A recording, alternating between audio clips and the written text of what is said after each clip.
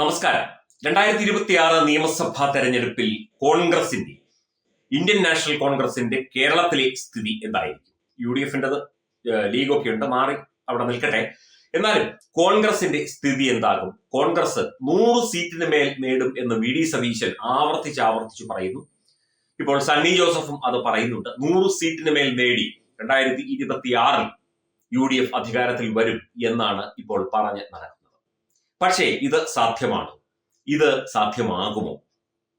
സാധ്യമാകില്ല എന്ന് രാഷ്ട്രീയ നിരീക്ഷകർ വിലയിരുത്തുമ്പോൾ കോൺഗ്രസിലെ അതികായനായ ലീഡർ ശ്രീ K കരുണാകരന്റെ മകളും മുൻ കോൺഗ്രസ് നേതാവും ഇപ്പോൾ ഭാരതീയ ജനതാ പാർട്ടിയുടെ നേതാവുമായ ശ്രീമതി പത്മജ വേണുഗോപാൽ, അവർ ഓർമ്മ വച്ച നാൾ മുതൽ കോൺഗ്രസിനുള്ളിലെ എല്ലാ കാര്യങ്ങളും അറിഞ്ഞു വളർന്ന ഒരു സ്ത്രീയാണ്.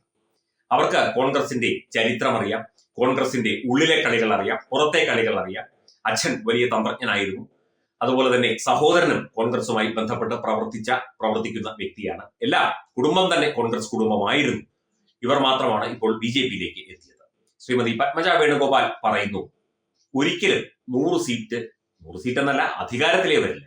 കാരണം ഒരാൾ മറ്റൊരാളെ തോൽപ്പിക്കും, സീറ്റിന് വേണ്ടി കടിപിടി കൂടും, സീറ്റ് കിട്ടിയില്ലെങ്കിൽ തലമുട്ടയടിക്കും, സീറ്റ് കിട്ടിയില്ലെങ്കിൽ പ്രശ്നങ്ങൾ ഉണ്ടാക്കും, വോട്ട് മറിക്കും. ഒരാൾ മറ്റൊരാളെ തോൽപ്പിക്കാൻ കഴിയുന്നത്ര പരിശ്രമിക്കും. പിന്നെ എങ്ങനെ ഇവർ 100 സീറ്റ് നേടും? അല്ലെങ്കിൽ മിനിമം സീറ്റെങ്കിലും നേടി 71 സീറ്റെങ്കിലും നേടി അധികാരത്തിൽ വരും എന്ന് ചോദിക്കുകയാണ് ശ്രീമതി പത്മജ വേണുഗോപാൽ. ഒരാളെ നിർത്തിയാൽ മറ്റയാൾ തോൽപ്പിക്കും. ആ രീതിയിൽ പോയാൽ ഇവരെങ്ങനെയാണോ ഈ 100 സീറ്റ് കിട്ടുന്നൊക്കെ പറയുന്നത് ഞാൻ എത്ര തപ്പി നോക്കിയിട്ടും നമുക്ക് മനസ്സിലാവണില്ല. എങ്ങനെ നോക്കിയിട്ടും എനിക്കൊരു 40 മേലെയൊന്നും ഇവർ കയറി പോകുന്നു. എനിക്ക് അങ്ങനെ കൂടുതൽ കൊടുത്തു ഇനി ഇതാക്കിയത്. എന്നിട്ട് പോലും ഒരു 40 സീറ്റൊക്കെ നമ്മൾ കാണുന്നുള്ളൂ. ഇവരെവിടെയാണ് കൊണ്ട് ഈ 100 സീറ്റ് ഒപ്പിക്കാൻ പോണേന്ന് എനിക്കറിയില്ല.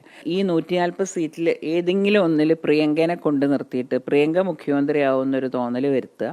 അത് പ്രിയങ്ക അവർ വരുമെന്ന് എനിക്ക് തോന്നുന്നില്ല. അവരെന്നിട്ട് ഇവരിൽ ആരെങ്കിലും ഒരാളെ മുഖ്യമന്ത്രിയാക്കും എന്നുള്ളൊരു തോന്നലാണ് ഈ 100 സീറ്റ്. അത് മാത്രമേ ഒരു വഴി ഇപ്പം ഞാൻ കാണുന്നുള്ളൂ ഇവർ ഈ പറഞ്ഞുണ്ടാക്കുന്നതെന്ന്. അല്ലാണ്ട് എങ്ങനെ നോക്കിയിട്ടും ഇവർ തിരിച്ചു വരുന്ന ഞാൻ ഒരിക്കലും വിചാരിക്കുന്നില്ല. അദ്ദേഹം ഇപ്പം അവഗണിക്കപ്പെട്ട് കിടക്കുകയാണ്. അത് പറഞ്ഞാൽ അദ്ദേഹം ചിലപ്പോൾ സമ്മതിക്കില്ല, കാരണം അദ്ദേഹത്തിന് സമ്മതിക്കാൻ പറ്റില്ലല്ലോ. പക്ഷെ അദ്ദേഹത്തിൻ്റെ ആ ഒരു ബോഡി ലാംഗ്വേജും അല്ലെങ്കിൽ അദ്ദേഹത്തിനോട് പെരുമാറുന്ന രീതി, മുരളീധരൻ എന്ന് പറഞ്ഞ വ്യക്തിയുടെ പേര് ഇപ്പം കേൾക്കാനില്ല. പണ്ട് എപ്പോഴും TV-യിലൊക്കെ നിറഞ്ഞു നിന്നിരുന്നു. അപ്പം എനിക്ക് തോന്നുന്ന ആൾക്കും മനസ്സുകൊണ്ടൊരു മടുപ്പുണ്ടോ എന്നെനിക്കറിയില്ല. ഞാൻ ചോദിക്കാൻ പോയിട്ടില്ല. പക്ഷെ എനിക്ക് എൻ്റെ സഹോദരൻ്റെ ശരീരഭാഷ കാണുമ്പോൾ അറിയാലോ എന്താന്നുള്ളത്. അപ്പം അദ്ദേഹത്തിനെ ആക്കിയിരുന്നെങ്കിൽ കോൺഗ്രസിന് ഒരു ഉണർവുണ്ടാവുമായിരുന്നു. ഇനിയിപ്പോൾ ഈ 140 സീറ്റിൽ ഏതെങ്കിലും ഒരിടത്ത് പ്രിയങ്ക റോബർട്ട് വദ്രയെ മത്സരിപ്പിച്ച് പ്രിയങ്ക റോബർട്ട് വദ്ര മുഖ്യമന്ത്രി ആക്കും അല്ലെങ്കിൽ ആകും എന്ന പ്രതീതി വരുത്തി ജനങ്ങൾക്കിടയിൽ എന്തെങ്കിലും തെറ്റിദ്ധാരണജനകമായ പരിപാടി നടത്താനുള്ള പ്ലാൻ ഇവർക്കുണ്ട് എന്നുള്ള ചില സൂചനകൾ ശ്രീമതി പത്മജ വെളിപ്പെടുത്തുന്നുണ്ട്. എന്തായാലും ഇവിടെ മുഖ്യമന്ത്രി കുപ്പായം തയ്ച്ച് നിരവധി പേരുണ്ട്. രമേശ് ചെന്നിത്തലയുണ്ട്, K സുധാകരനുണ്ട്, VD സതീശനുണ്ട്, KC വേണുഗോപാലുണ്ട്, ഇപ്പോൾ സണ്ണി ജോസഫുമുണ്ട്. അങ്ങനെ നിരവധി പേരുണ്ട്. അപ്പൊ പ്രിയങ്ക ഗാന്ധി ഏതായാലും മുഖ്യമന്ത്രി ആക്കില്ല. പിന്നെ പ്രിയങ്ക മുഖ്യമന്ത്രി ആകാനുള്ള സാധ്യത, അവർ ഇങ്ങോട്ട് വരിക പോലും. അവരിവിടെ വയനാട് മത്സരിച്ച് ജയിച്ചിട്ട് പോയിട്ട് പിന്നെ അവർ ഇങ്ങോട്ട് 1-2 പ്രാവശ്യമാണ് ആരുടെ നിർബന്ധപൂർവ്വം ഇവിടെ കടന്നു വന്നത്. ആ പ്രശ്നവും പ്രതിസന്ധിയും ഒക്കെ ഉണ്ടായപ്പോൾ എന്തൊക്കെയായാലും ശരി, കോൺഗ്രസ് ഈ കാണുന്ന സ്വപ്നങ്ങളൊന്നും നടക്കില്ല എന്ന് തന്നെ കോൺഗ്രസിനെ കുറിച്ച് നന്നായിട്ട് അറിയാവുന്ന ശ്രീമതി പത്മജ ഏതായാലും ഒരു മാധ്യമത്തോട് വെളിപ്പെടുത്തിയതാണ് നമ്മൾ കേട്ടത്. അത് ഏതാണ്ട് യാഥാർത്ഥ്യവുമായിരിക്കും. രാവുമായണം രാമനെ അറിയണം. സ്കൂൾ കുട്ടികൾക്കായുള്ള രാമായണം പ്രശ്നോത്തരി ജൂലൈ 20 ഞായറാഴ്ച രാവിലെ 9 മണിക്ക്. സ്ഥലം കൃഷ്ണപിള്ള മെമ്മോറിയൽ ഓഡിറ്റോറിയം, നന്ദാവനം, തിരുവനന്തപുരം. രാമായണ മാസാചരണത്തോടനുബന്ധിച്ച് തത്വമൈ TV സ്കൂൾ കുട്ടികൾക്കായി ഒരു രാമായണം പ്രശ്നോത്തരി സംഘടിപ്പിക്കുന്നു.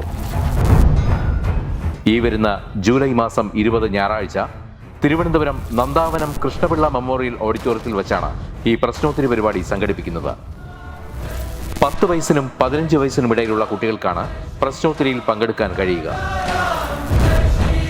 പങ്കെടുക്കാൻ താല്പര്യമുള്ളവർ പേര്, പഠിക്കുന്ന സ്കൂളിന്റെ ID കാർഡ്, ജനനത്തീയതി തെളിയിക്കുന്ന തിരിച്ചറിയൽ രേഖ എന്നിവ സഹിതം 9034347838 എന്ന നമ്പറിലേക്ക് വാട്സപ്പ് ചെയ്യുക. ഒരു കുട്ടിക്ക് 100 രൂപയാണ് രജിസ്ട്രേഷൻ ഫീസ്. പ്രവേശനം ആദ്യം രജിസ്റ്റർ ചെയ്യുന്ന 54 കുട്ടികൾക്ക് മാത്രം. വിജയികൾക്ക് ആകർഷകമായ സമ്മാനങ്ങൾ.